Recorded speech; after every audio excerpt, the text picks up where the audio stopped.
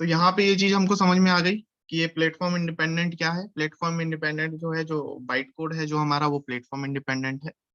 ठीक है। और ये जो बाइट कोड है इसको हम रन कर सकते हैं किसी भी प्लेटफॉर्म में, ठीक है, जिसमें जावा इंस्टॉल्ड हो। ठीक है। तो हमें जावा कोड को पहले कंपाइल करना पड़ेगा। बिना कंपाइलेशन के हम जावा कोड को हम किसी भी उसमें ऑपरेटिंग सिस्टम में रन नहीं कर सकते। तो हम पहले जावा कोड को कंपाइल करना पड़ेगा, फिर वो बाइट कोड में कन्वर्ट हो गए। बाइट कोड में कन्वर्ट हो जाने के बाद वो किसी भी ऑपरेटिंग सिस्टम में जिसमें जावा इंस्टॉल्ड हो उसमें चल सकता है। ठीक है। नेक्स्ट हम लोग आते हैं आर्किटेक्चरल न्यूट्रल पे।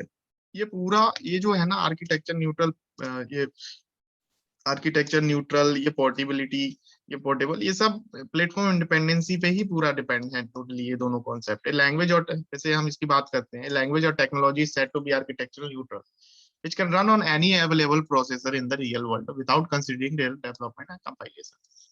ठीक है।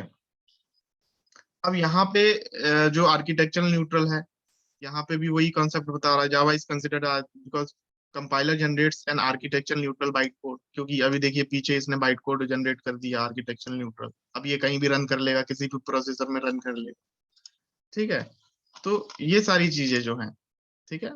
उसके बाद ये एक बार आप खुद आप लोग पढ़ सकते हैं इसको, इसमें ज्यादा कुछ है नहीं। पोर्टेबिलिटी की बात हो रही है। पोर्टेबिलिटी मैंने बता दिया था, WORA जो कॉन्सेप्ट है, राइट वंस रन एनीवेयर। तो ये पोर्टेबिलिटी तो हो गई, यानी अगर हमने किसी प्रोग्राम को क्रिएट किया, मान लीजिए मैं एक कंपनी में कोई प्रोजेक्ट बना रहा हूँ, यहाँ पे घर पे बैठ के मैंने प्रोजेक्ट बनाया।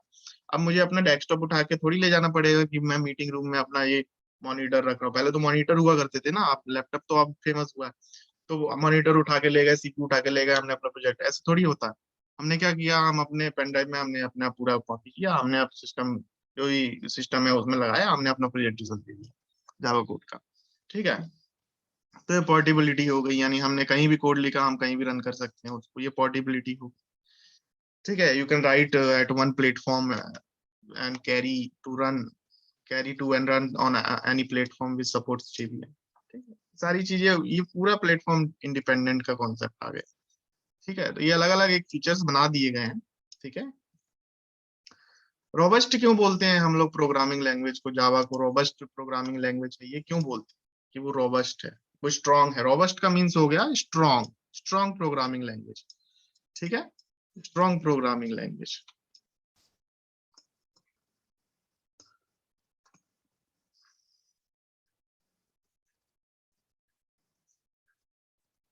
पेन ड्राइव में फाइल कॉपी कर सकते हैं, बट डेटाबेस कैसे कॉपी करेंगे? फिर वो डेटाबेस का कॉन्सेप्ट फिर वहां पे आ गया साहिल, ये एडवांस उसमें आ गया।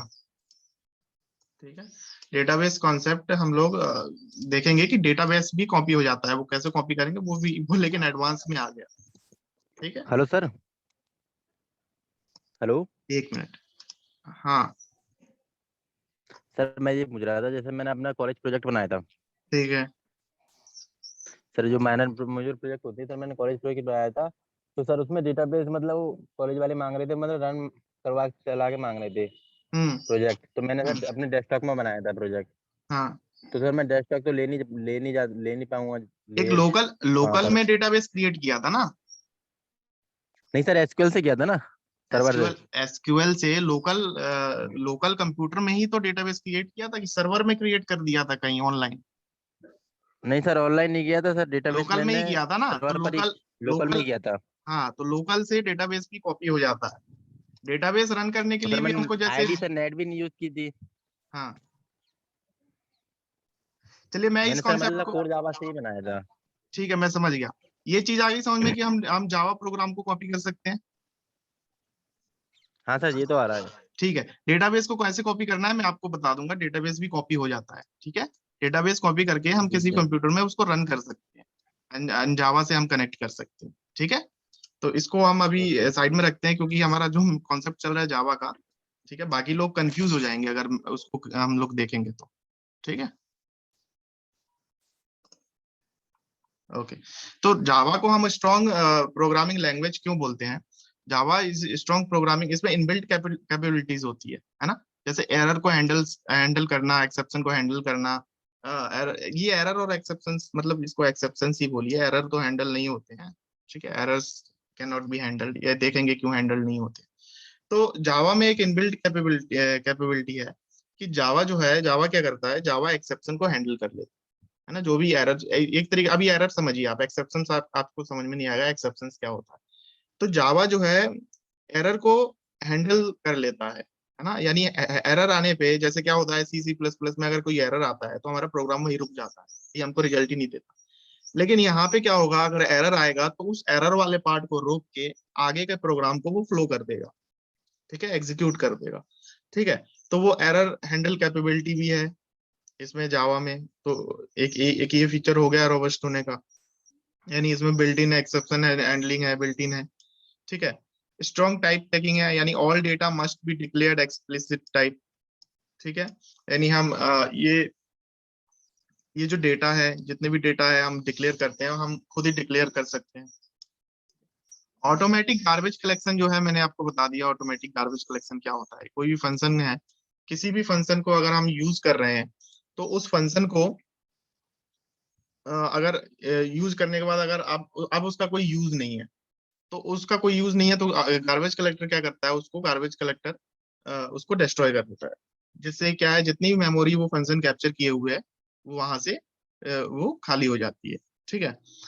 First check the reliability and code before execution, पहले इस पूरे कोड को चेक कर लेता है कि कहीं कोई प्रॉब्लम तो नहीं है कोड में एग्जीक्यूट होने से पहले, है ना, जिससे कोड क्रैश होने से पहले, जो भी है सिस्टम क्रैश होने से पहले हमको पता चल जाता है कि एरर आने से पहले पता चल जाता है भाई कोड में ये एरर आया, तो वो पहले ही चेक कर लेता है, ठीक है। तो ये एक स्ट्रॉन्ग रोबस्ट प्रोग्रामिंग लैंग्वेज होने के ये फीचर्स है, ठीक है। इंटरप्रेटेड हो गया, इंटरप्रेटर हमने देखा था लास्ट क्लास में, उसी से रिलेटेड इंटरप्रेटर हो गया।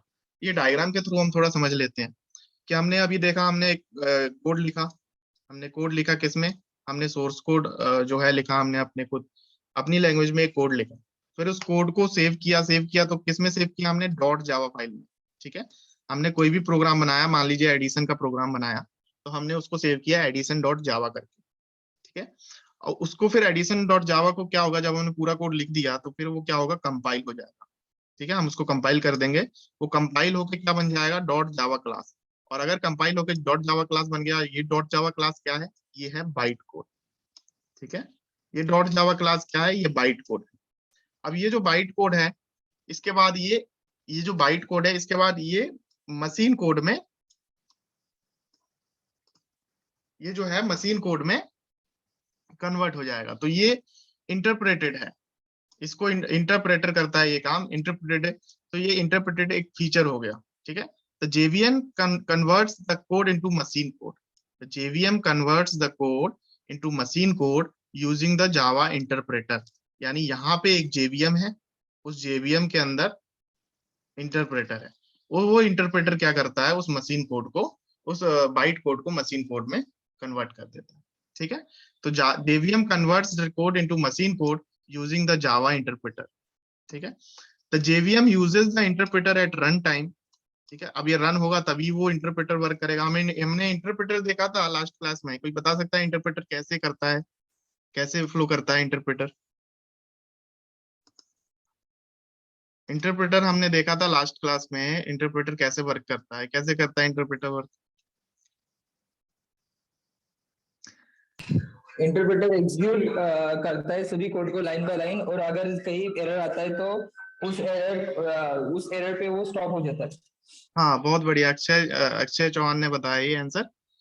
इंटरप्रेटर क्या करता है, interpreter line by line code को एग्जीक्यूट करता है, ठीक है। हमने 10 लाइन का कोड लिखा तो पहले एक लाइन होगा, पहले दूसरा लाइन होगा, फिर तीसरा लाइन होगा, फिर चौथा लाइन होगा। अगर चौथे लाइन में कोई एरर आया, अगर इसमें एरर आया तो ये लाइन तो चेक ही नहीं करेगा भाई इसमें एरर है कि नहीं, ये नहीं बताएगा, ठीक है।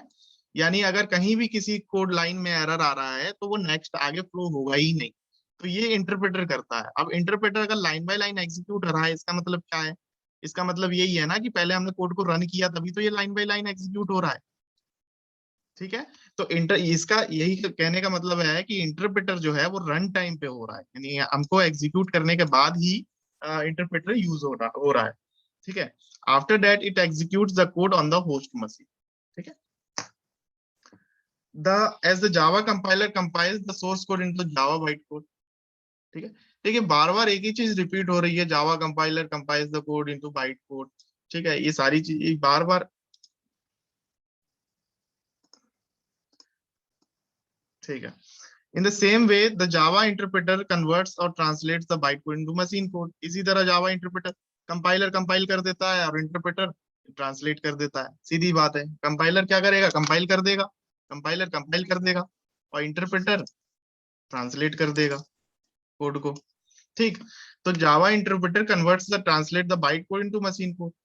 अब कंपाइलर क्या करता है, हम बहुत इजी वे में समझते हैं कि एक सोर्स कोड है, उस सोर्स कोड को कंपाइलर कंपाइल कर देगा बाइट कोड में, और एक बाइट कोड है, उस बाइट कोड को इंटरप्रेटर ट्रांसलेट कर देगा मशीन कोड में, और वो मशीन कोड किसी भी ऑपरेटिंग सिस्टम में एग्जीक्यूटेबल होगा।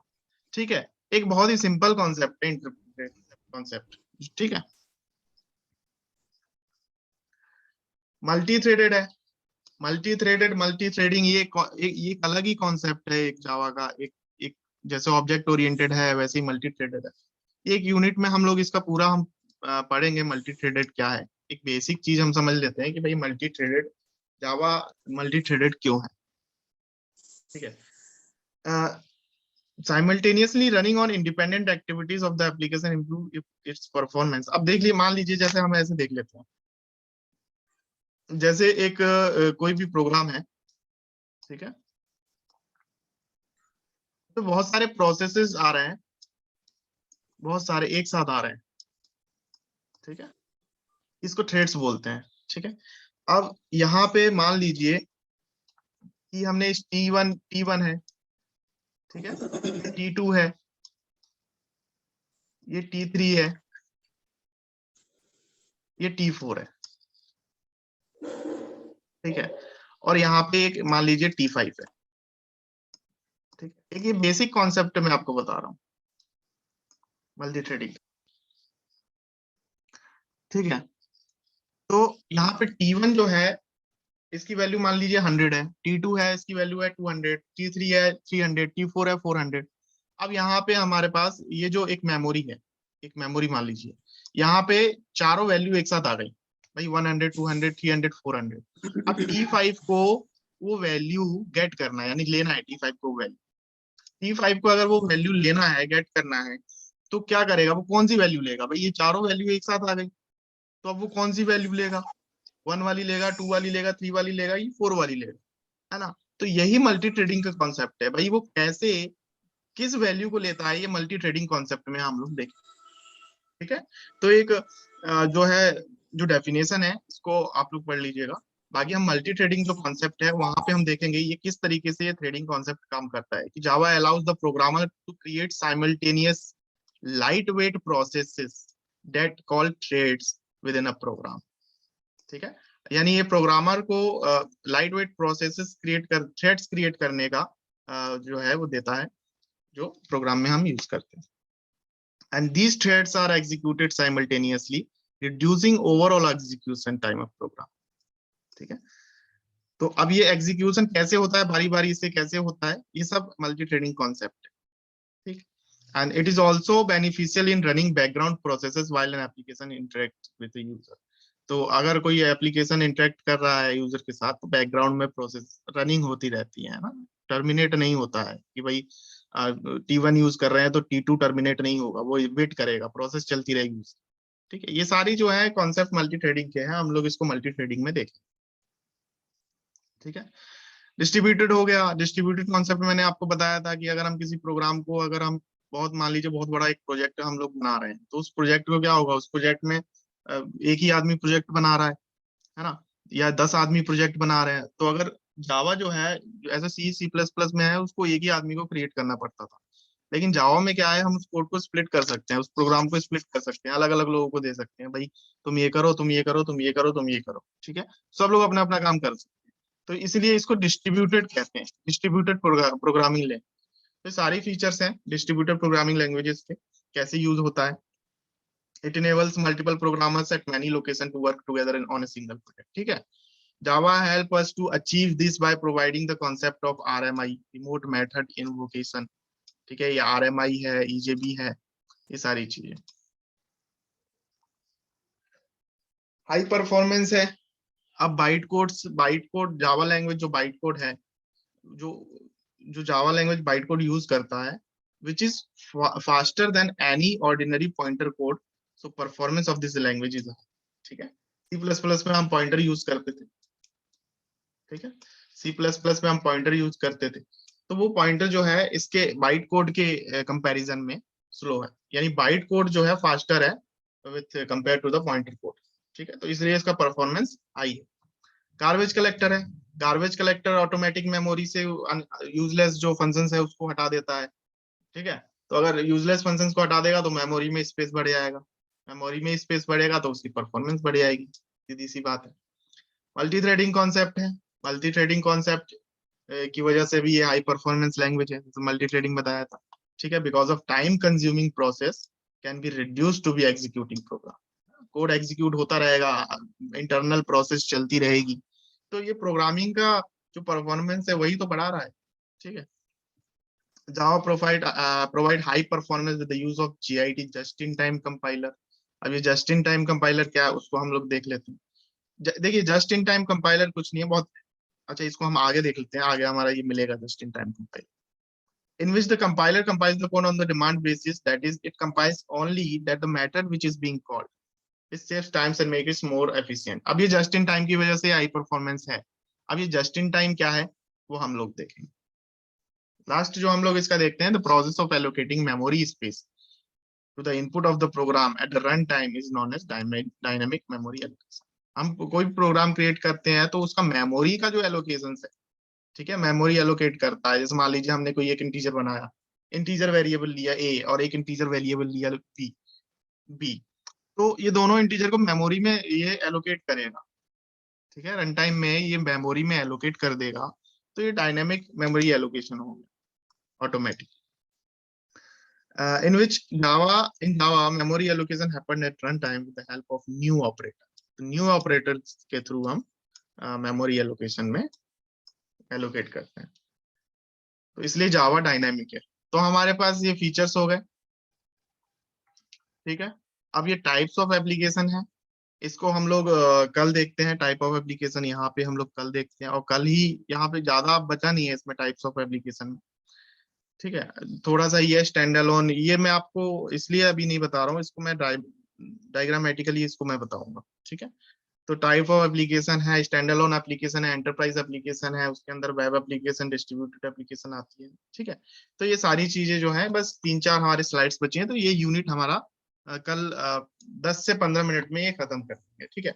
उसके बाद जो हमारा थर्ड यूनिट है, जो हमारा डाउनलोडेबल पार्ट है, मैं आपको बता देता हूँ कि डाउनलोड कैसे करना है, अभी बता देता हूँ, आप लोग डाउनलोड कर लेना, या फिर मैं कल ही इसको बता दूं,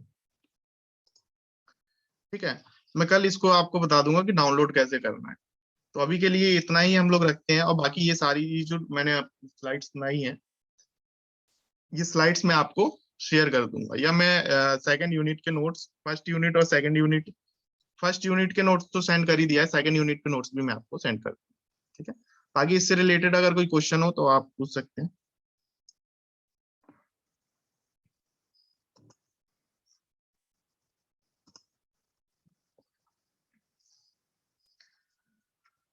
ठीक है, तो बाकी की क्लास हम लोग कल स्टार्ट करते हैं।